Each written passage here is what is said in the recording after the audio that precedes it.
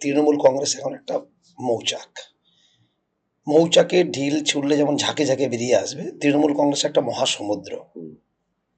দুই এক বালতি জল চলে গেলে সমুদ্রে যেমন কিছু হয় না, তেমনি কিছু হবে না।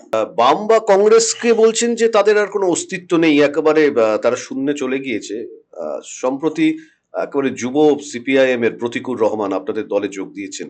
মানে সিপিএম এ হঠাৎ করে প্রাসঙ্গিক এই দল, মানে আপনাদের দলের কি মানে সৈন্য সংখ্যা কম পড়লো যে বামেদের থেকে নতুন মুখ খুঁজতে হচ্ছে আপনাদেরকে? দেখুন আমি একটা সত্যি কথা বলছি। তৃণমূল কংগ্রেসে বামের লোকগুলো এসেছিল, কংগ্রেস লোক এসেছিল বলে তৃণমূল কংগ্রেস ক্ষমতায় এসেছে। কিন্তু আমরা নিশ্চয়ই আমরা লোকাল স্তরে, রাজ্য স্তরে আমরা দেখে শুনে ভালো লোকরা যারা থাকে দল করতে চাই, দলের ডেডিকেটেড কমিটেড কর্মী হতে চাই, যাদের দলের প্রতি আনুগত্য আছে, দলের নিয়মানুবর্তিতা মেনে চলতে চাই, যারা ডিসিপ্লিন রেখে দল করতে চাই, যারা শৃঙ্খলা রেখে দল করে বিশৃঙ্খলা করতে চাই না, এরকম ভালো লোকদের আমাদের দলে স্থান আছে, দরজা খোলা আছে। তা প্রতিকুর রহমানের কথা বলুন, যথেষ্ট যোগ্য সুযোগ্য ছেলে আমি মনে করি।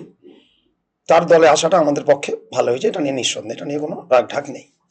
দেখুন, এটা মানে একেবারে মানে সর্বতভাবে সত্যি যে পশ্চিমবঙ্গের বুকে সংখ্যালঘু সম্প্রদায়ের যে ভোট, সেটা আপনাদের ক্ষেত্রে একটা বড় শক্তি।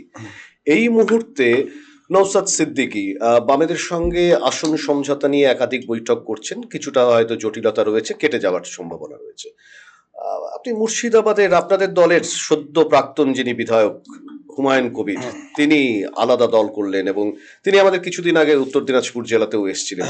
এই যে দলটা তৈরি হলো, বা নওশাদ সিদ্দিকীর উত্থান বলুন বা হুমায়ুন কবিরের উত্থান বলুন, এটা কি কোথাও আপনাদের যে ভোট ব্যাংক সেটাকে কোথাও ধাক্কা দিতে পারে বলে মনে করছেন?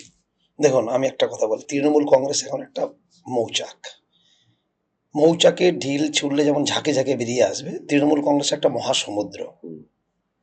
দুই এক বালতি জল চলে গেলে সমুদ্রে যেমন কিছু হয় না, তেমনি কিছু হবে না।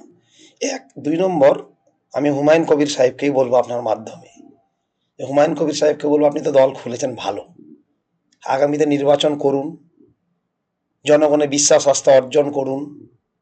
আমরাও দেখতে চাই কত ধানে কত চাল। আপনি তো তৃণমূল কংগ্রেস থেকে এমএলএ হয়েছে না সহজে, দলের প্রতীকটা পেয়ে।